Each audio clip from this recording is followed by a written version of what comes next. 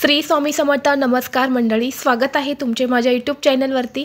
आजचा दिवस तुम्हाला खूप छान सुखाचा आनंदाचा जाऊ हीच स्वामींच्या चरणी प्रार्थना करते आणि आज या नवीन व्हिडिओला सुरुवात करते। आज आहे 18 डिसेंबर, वार बुधवार आणि या दिवशी आलेली आहेत मार्गशीर्ष महिन्यातील संकष्टी चतुर्थी। चतुर्थी हा दिवस गणपतीचा दिवस मानला जातो। असे मानले जाते की या दिवशी श्री गणेशाची पूजा केल्याने सर्व दुःख आणि समस्या दूर होतात, तसेच जीवनात सुख समृद्धी येत असते। चतुर्थी ही प्रत्येक महिन्यामध्ये येते, परंतु ही चतुर्थी जी आहे ती 2024 मधली वर्षातील शेवटची चतुर्थी आहे। या वर्षातील शेवटची चतुर्थी ही अखुरा संकष्टी चतुर्थी या नावाने ओळखली जाते। तसेच मार्गशीर्ष महिन्यातील प्रत्येक तिथी ही खूप महत्त्वाची मानली जाते। मार्गशीर्ष हा महिना श्रावण महिन्या इतकाच अत्यंत पवित्र मानला जातो। अखुरा संकष्टी चतुर्थीचे व्रत अत्यंत महत्त्वाचे मानले जाते। या दिवशी श्री गणेशाची पूजा केल्याने सर्व समस्या दूर होतात। श्री गणेशाला विघ्नहर्ता म्हणतात। या दिवशी त्यांची पूजा केल्याने सर्व प्रकारचे अडथळे संकट हे दूर होतात।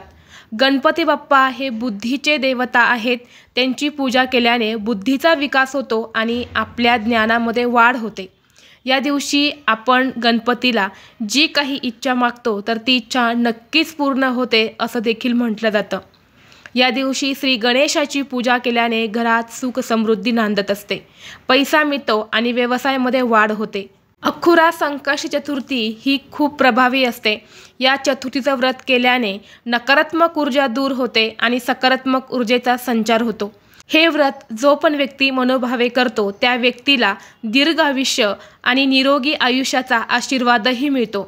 म्हणून या दिवशी व्रतासोबतच बाप्पांच्या सेवेसोबतच काही प्रभावी उपायसुद्धा केले जातात। आज या व्हिडिओमध्ये मी तुम्हाला एक अतिशय प्रभावी असा उपाय सांगणार आहे।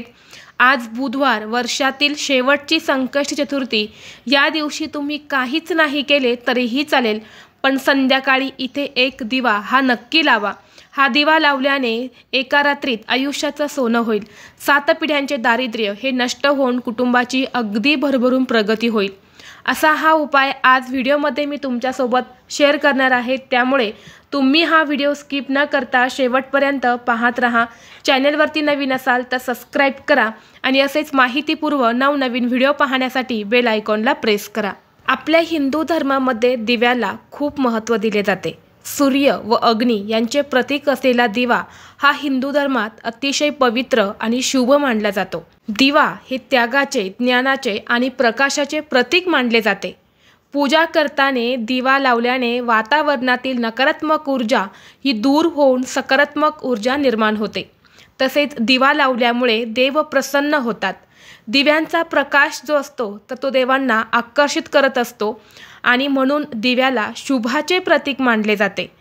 आपण जेव्हा दिवा लावून एखादी पूजा किंवा उपाय करतो तर ती पूजा किंवा तो उपाय देवांपर्यंत पोहोचवण्याचं काम दिवा हा करत असतो आणि म्हणून आपल्याला आजच्या दिवशी संध्याकाळी अशा ठिकाणी एक दिवा लावायचा आहे। आता हा दिवा कोणत्या वेळेमध्ये लावायचा आहे तर तुम्ही सायंकाळी 6 नंतरनं 9:30-10 वाजेपर्यंत कधीही लावू शकता। सायंकाळी 3 सांजेला आपल्या घरामध्ये लक्ष्मी येत असते आणि म्हणून आपण सायंकाळी देवघरामध्ये दिवा लावत असतो, तुळशीपाशी दिवा लावत असतो, जेणेकरून लक्ष्मी आपल्या घराकडे आकर्षित व्हावी। आणि याच वेळेला आपल्याला हा जो दिवा आहे तर हा आपल्या घरामध्ये लावायचा आहे। जर घरामध्ये सतत आर्थिक अडचणी येत असेल, बऱ्याच वेळा असं होतं की घरामध्ये सतत पैशांच्या अडचणी येत असतात। घरामध्ये भरपूर पैसा येतो, परंतु आलेला पैसा हा कोणत्या कारणातून खर्च होत असतो। पैशाला पैसा लागत नाही, आलेला पैसा हा आजारपणामध्ये निघून जातो किंवा काहीतरी अडचणी येत असतात आणि त्यातून जास्त प्रमाणामध्ये पैसा खर्च होत असतो। आणि म्हणून आर्थिक अडचणी दूर होण्यासाठी, त्याचबरोबर घरातील गरिबी दरिद्री दूर होण्यासाठी हा उपाय खूप प्रभावी मानला जातो। आपल्याला सर्वांनाच माहीत आहे की गणपती बाप्पा हे विद्येचे देवता आहेत, ज्ञानाचे देवता आहेत। त्याचबरोबर गणपती बाप्पा हे संकट विघ्न दूर करणारे इच्छापूर्ती देवता मानले जातात आणि म्हणून या दिवशी हा उपाय करायला खूप महत्त्व आहे। आपल्या घरामध्ये काही संकट, अडचणी, अडथळे असेल, कोणतंही महत्त्वाचं काम पूर्ण होत नसेल किंवा कोणतंही शुभ कार्य हे निर्विघ्नपणे पार पडत नसेल, घरातल्या मुलांची प्रगती होत नसेल, मुलांच्या प्रगतीमध्ये अडथळे येत असेल, शिक्षणामध्ये त्यांना यश मिळत नसेल किंवा मनासारखी नोकरी प्राप्ती होत नसेल, त्यासाठी सुद्धा हा उपाय अत्यंत प्रभावी मानला जातो।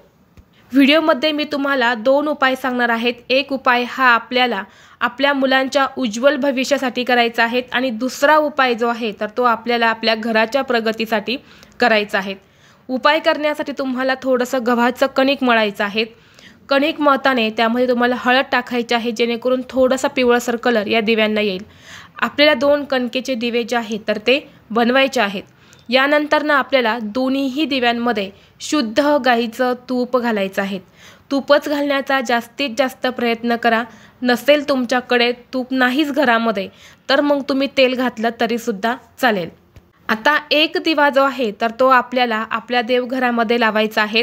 तूप घातल्यानंतर त्या दिव्यामध्ये आपल्याला फुलवात लावायचे आहेत। फुलवात ही सर्वांनाच माहीत आहेत, तर फुलवात त्या दिव्यामध्ये लावायचे आहेत। प्लेट घ्यायची आहे, प्लेटमध्ये थोडेसे तांदूळ घ्यायचे आहेत, तांदळावरती हळदी कुंकू अवश्य टाका आणि त्यावरती हा दिवा तुम्हाला ठेवून प्रज्वलित करायचा आहे। दिवा हा प्रज्वलित केल्यानंतर हा दिवा आपल्याला आपल्या देवघरामध्ये गणपती बाप्पांच्या मूर्तीसमोर किंवा फोटोसमोर ठेवायचा आहे। यानंतर काय करायचं, हळद कुंकू घ्यायचा आणि गणपती बाप्पांना लावायचं आहे, अक्षता अर्पण करायचे आहेत। यानंतर दिव्याला सुद्धा हळदी कुंकू अक्षता फुलं वाहून तुम्हाला पूजा जी आहे तर ती करून घ्यायची आहेत। यानंतर आपल्याला 2 अखंड फुलाच्या लवंगा ज्या असतात तर त्या घ्यायच्या आहेत, त्या आपल्या उजव्या हातामध्ये घ्यायच्या आहेत आणि यानंतर आपल्याला या लवंगांवरती एक सेवा करायची आहे। तर तुम्हाला ओम गण गणपतये नमः या मंत्राचा 21 वेळा जप करायचा आहे आणि या 2 लवंगा ज्या आहेत तर त्या दिव्यामध्ये तुम्हाला टाकायच्या आहेत। यानंतर 1 वेळा आपल्याला गणपती अथर्वशीर्षमचं पठण करायचं आहे आणि 1 वेळा गणपती बाप्पांचं संकटनाशक स्तोत्रमचं पठण करायचं आहे। यानंतर दोन्ही हात जोडून बाप्पांना तुम्हाला मनोभावे प्रार्थना करायची आहेत। तुमच्या घरात काही संकट, अडचणी, अडथळे असेल तर ते दूर होण्यासाठी तुम्हाला मनोभावे प्रार्थना करायची आहेत। यानंतर दुसरा दिवा घ्यायचा आहे, त्या दिव्यामध्ये सुद्धा आपल्याला शुद्ध गाईचं तूपच घालायचं आहे। दुहेरी लांब कापसाची वात लावायची आहेत। प्लेटमध्ये थोडेसे तांदूळ घ्यायचे आहेत, तांदळावरती हळदी कुंकू अर्पण करायचं आहे आणि हा दिवा तुम्हाला त्यावरती ठेवून तुळशीपाशी प्रज्वलित करायचा आहे। या दिवशी तुळशीची पूजा करायला सुद्धा खूप महत्त्व दिले जाते। तुळशीपाशी हा दिवा तुम्हाला लावायचा आहे। यानंतर 11 धणे, अखंड धणे जे असतात तर ते तुम्हाला हातात घ्यायचे आहेत आणि यानंतर ओम नमो भगवते वासुदेवाय नमः या मंत्राचा तुम्हाला 21 वेळा जप करायचा आहे आणि मुलांच्या प्रगतीसाठी, मुलांच्या इच्छा पूर्ण होण्यासाठी, मुलांचे सर्व दोष दूर होण्यासाठी मनोभावे माता तुळशीला प्रार्थना करायची आहेत आणि हे धणे तुम्हाला त्या दिव्यामध्ये टाकायचे आहेत। तर अशा पद्धतीने आपल्याला सायंकाळी हे 2 दिवे जे आहेत तर ते लावायचे आहेत। तुम्हाला जर कणकेचे दिवे बनवणं शक्य नसेल तर काही हरकत नाही, तुम्ही मातीच्या 2 पंत्या घेतला तरी सुद्धा चालेल। त्याचबरोबर तुमच्या घराजवळ जर रुईचं झाड असेल तर त्या रुईच्या झाडापाशी एक मातीचा दिवा शुद्ध गाईचं तूप किंवा तेल घालून अवश्य लावा, कारण या रुईच्या झाडाच्या मुळांमध्ये साक्षात गणपती बाप्पांचा वास असतो। या दिवशी या झाडापाशी दिवा लावल्याने, या झाडाला जल अर्पण केल्याने गणपती बाप्पा प्रसन्न होतात आणि सर्व इच्छा मनोकामना पूर्ण करतात असं देखील म्हटलं जातं। म्हणून तिथे सुद्धा तुम्ही एक दिवा हा अवश्य लावू शकता। हा उपाय करण्यासाठी जर तुम्ही कणकेचे दिवे वापरलेले असेल तर दुसऱ्या दिवशी हे दिवे, या दिव्याखाली असणारे हे तांदूळ तर तुम्हाला घेऊन एखाद्या मोठ्या झाडाखाली जायचं आहे, तिथे तुम्हाला टाकून द्यायचे आहेत। तिथे असणारे पक्षी, कीटक, मुंग्या येऊन ते दिवे खाऊन जातात। व्हिडिओ तुम्हाला आवडला असेल तर लाईक करा, चॅनलवरती नवीन असाल तर सबस्क्राईब करा आणि हा व्हिडिओ आपल्या मित्रपरिवारासोबत जास्तीत जास्त शेअर करा। चला तर मग भेटू असंच पुढल्या एका नवीन व्हिडिओमध्ये। तोपर्यंत सर्वांना श्री स्वामी समर्थ।